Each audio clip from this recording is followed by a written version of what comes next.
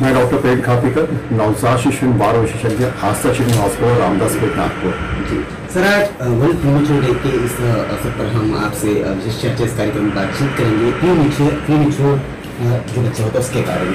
Sir, मैं जानना चाहूँगा कि प्रीमेच्योर डे जो है, वर्ल्ड प्रीमेच्योर डे, ये क्यों मनाया जाता है, किस तरह सेलिब्रेट किया जाता है? हर साल जो है 17 नवंबर को जो है वर्ल्ड प्रीमेच्योर डे सेलिब्रेट किया जाता है।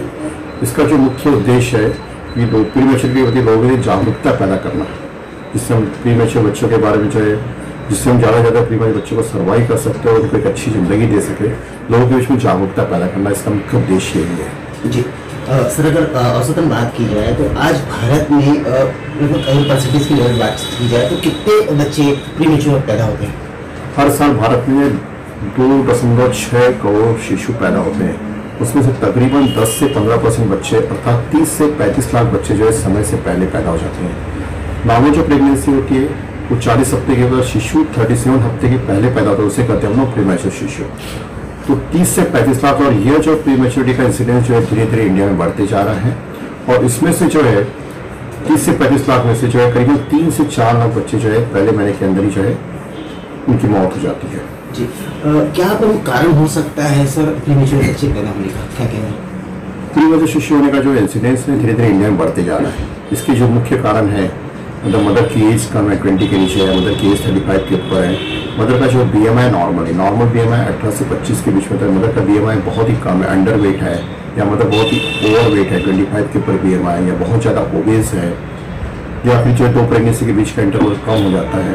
काफ़ी बार जो है मदर में जो है न्यूट्रिशन स्ट्रेस, मदर का न्यूट्रिशन स्ट्रेस भी अगर बहुत ही पुअर है, या पहले भी जो है पहले प्रेगनेंसी प्रीमेच्योर डिलीवरी हो चुकी है, बार बार एबॉर्शन हो चुका है, तो ऐसे कंडीशन में भी प्रीमेच्योर होने की संभावना ज़्यादा रहती है। या मदर के जो है यूट्रस में कोई प्रॉब्लम है, यूट्रस में पर्दा है, बाइकॉन्ट यूरेटरस है, या कुछ सर्वाइकल प्रॉब्लम है, तो उसमें भी होने की संभावना ज़्यादा रहती है। और खासकर जो अभी सबसे कॉमन जो कारण देखने में आ रहा है, कुछ अगर प्रेगनेंसी में कुछ मेडिकल प्रॉब्लम हो गई, जैसे मदर का जो है ब्लड प्रेशर बढ़ गया, 6 महीने के बाद जब ब्लड प्रेशर बढ़ना चालू हुआ, तो उसकी वजह से क्या होता है, शिशु को जो ब्लड सप्लाई प्रॉपर नहीं पाता है, इससे शिशु की ग्रोथ अच्छे से नहीं पाती है और काफ़ी बार में जल्दी डिलीवरी करनी पड़ जाती है।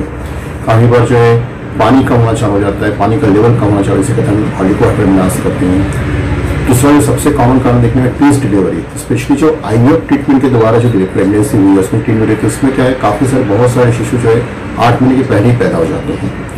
उसके बाद जो है काफ़ी बार ऐसा होता है कि बच्चे की ग्रोथ प्रॉपर नहीं हो पा रही, मतलब इंटरटरेंट ग्रोथ रिटार्डेशन, उसकी वजह से भी प्रीमेच्योरिटी करानी पड़ जाती है। तो ऐसे मेडिकल प्रॉब्लम जो कि अब ये धीरे धीरे इंसिडेंस धीरे धीरे बढ़ता जा रहा है, तो इन सब कारणों की वजह से जो है प्रीमेच्योरिटी हो जाती है। प्रीमेच्योर बच्चे जब पैदा होते हैं तो कौन कौन सी तकलीफें, कौन कौन सी दिक्कतें इस दौरान?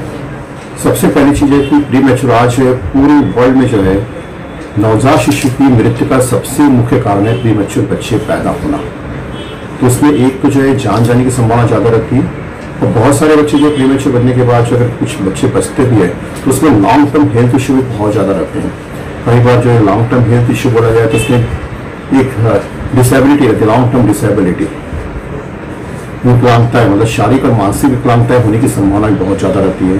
बहुत से बच्चों में जैसे जो है सेरेब्रल पाल्सी हो गया, लर्निंग डिसेबिलिटी, स्कूलिंग प्रॉब्लम हो गया, इन बच्चों की जो आगे जाके फिजिकल हेल्थ भी पुअर रहती है। साथ में इनको जो है बार बार जो है सांस की तकलीफ, निमोनिया, और बड़े होकर बहुत सारे प्रीमेच्योर बच्चे जो है मोटापा, ब्लड प्रेशर, डायबिटीज, ऐसी बीमारियों के शिकार होने की संभावना प्रीमेच्योरिटी बहुत ही ज़्यादा रहती है। आमतौर पर सर देखा गया है कि लगभग 9 महीने का समय बच्चा पैदा होने में लेता है, लेकिन आजकल देखा जा रहा है, बहुत ही कॉमन हो चुका है कि समय से पहले बच्चे पैदा होने से क्या कारण हो सकता है, क्यों? समय से पहले जैसे अभी मैंने आपको समय के कारण बताया था, लेकिन जो सबसे ज़्यादा समय से पहले मैच्योर होने की जो डिलीवरी होने के जो कारण इंडिया में बहुत ज़्यादा बढ़ते जा रहे हैं, तो इसमें कि मदर की जो बहुत ही लेट मैरिज हो रही है, मतलब मैक्सिमम प्रेगनेंसी 30-32 के बाद में हो रही है।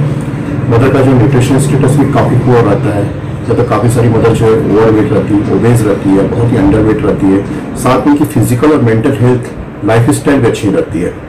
तो ये सब कारण है कि जिसकी वजह से जो है एनवायरमेंटल जो पॉल्यूशन बहुत बढ़ गया है, खाने पीने केमिकल पेस्टिसाइड्स बहुत ज़्यादा है आजकल, तो इन सब चीज़ों का जो है प्रेगनेंसी पर प्रभाव पड़ रहा है, और ये इंसिडेंस धीरे धीरे इंडिया में 30 से 40% तक बढ़ते जा रहा है। और बहुत सारे बार प्रेगनेंसी में जो है मदर को बहुत सारी मेडिकल प्रॉब्लम आ रही है, हाइपरटेंशन हो रहा है, ब्लड शुगर बढ़ रहा है, थायराइड की प्रॉब्लम है, पानी कम हो जाता है, तो उसकी वजह से काफ़ी बार प्रीमेच्योर डिलीवरी करानी पड़ रही है। शिशु प्रीमेच्योर ना हो, इसके लिए माता पिता ने प्रमुख तौर पर कौन कौन सी चीज़ों का ध्यान रखना चाहिए? सबसे इम्पोर्टेंट चीज़ है कि जो है प्रेगनेंसी पूरा प्लान करके प्रेगनेंसी करना चाहिए। काफ़ी बड़ा बिना सोच सबसे प्रेगनेंसी कर लेते हैं, हम ये नहीं देखते कि जो है मदर फादर की शारीरिक मानसिक हेल्थ अच्छी है कि नहीं है, उसके बाद भी हम प्रेगनेंसी कर लेते हैं। तो सबसे पहले प्लानिंग करके प्रेगनेंसी करना चाहिए। और स्पेशली जो है मदर फादर को जो है, अगर स्पेशली पहला बच्चा प्रीमेच्योर हो चुका है या फिर आप हेल्थी प्रेगनेंसी चाहते हो कि बच्चा पूरे समय पैदा हो, प्रीमेच्योर ना हो, तो उसके लिए सबसे इम्पॉर्टेंट चीज़ है कि आपको एक प्री प्रेगनेंसी काउंसलिंग कराना चाहिए एक्सपीरियंस डॉक्टर से। उसके बाद तीसरा जो सबसे इम्पोर्टेंट फैक्टर है कि प्री प्रेगनेंसी के पहले, मतलब प्रेगनेंसी के 4 से 6 महीना पहले जो है मदर और फादर का जो है उसका शारीरिक स्वास्थ्य अच्छा होना चाहिए, मानसिक स्वास्थ्य अच्छा होना चाहिए, उसका खान पान अच्छा होना चाहिए, न्यूट्रिशनल स्टेटस अच्छा होना चाहिए, तभी जो है सक्सेसफुल प्रेगनेंसी की शुरुआत हो सकती है। तो ये सबसे इम्पॉर्टेंट फैक्टर होता है कि मदर की प्री प्रेगनेंसी हेल्थ अच्छी रहे, प्रॉपर काउंसलिंग करिए, अपना मदर में कोई क्रोनिक हेल्थ प्रॉब्लम है कि उसके लिए ट्रीटमेंट करिए और उसके बाद ही प्रेगनेंसी करिए। बिना सोच समझे प्रेगनेंसी करने से जो है प्रीमेच्योर होने की संभावना बहुत ही ज़्यादा होती है, खासकर अनप्लान्ड प्रेगनेंसी में ज़्यादा होती है।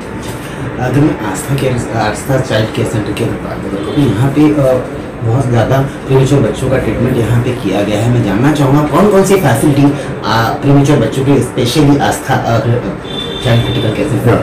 आस्था श्रीनिवास अस्पताल जो है पिछले जो है 22 साल से जो है इसीलिए काम कर रहा है, स्पेशली जो है कम वजन के शिशु और प्रीमेच्योर शिशु को जो है एक नई जिंदगी देने का काम कर रहा है। यहाँ पर सबसे इम्पोर्टेंट बात है कि अगर किसी परिवार वाले को पता चल गया है कि यहाँ पर प्रीमेच्योर डिलीवरी होने वाली है, तो हम उसको एक बेस्ट आउटकम देना है अपने को, जिससे उसका सर्वाइवल भी अच्छा रहे और लॉन्ग टर्म उसमें हेल्थ भी इशू न रहे। तो उसके लिए पेरेंट्स को सबसे बड़ी बात ध्यान रखना चाहिए कि मदर को एक अच्छी एंटीनेटल केयर प्रोवाइड करें। दूसरा जो है बच्चे को जो है पैदा होने के बाद उसको जो अच्छी तुरंत एनआईसीयू, अच्छी क्वालिटी एनआईसीयू केयर मिले। जो ट्रीटमेंट होता है तो उसका एनआईसीयू में कैसे ट्रीटमेंट किया जाता है, कब शिशु की छुट्टी हो जाती है, घर में जाके कैसे केयर करनी चाहिए, इस सब चीज़ों के बारे में यूट्यूब में पूरी जानकारी अवेलेबल है। साथ में आप जो है हॉस्पिटल की जो वेबसाइट है उसमें भी जाके कर सकते हो, उसमें आपको वहाँ पर पूरी जानकारी मिल जाएगी।